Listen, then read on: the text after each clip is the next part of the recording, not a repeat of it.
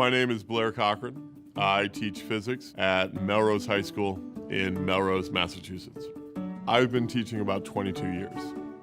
My top priority as a teacher is to get the students learning how to learn and inquisitive.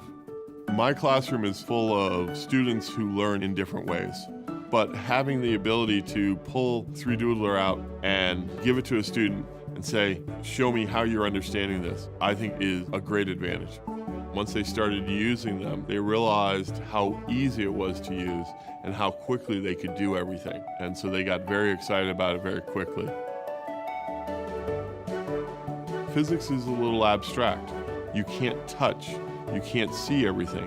3Doodler can really help with abstract concepts by allowing the students to have a visual of them.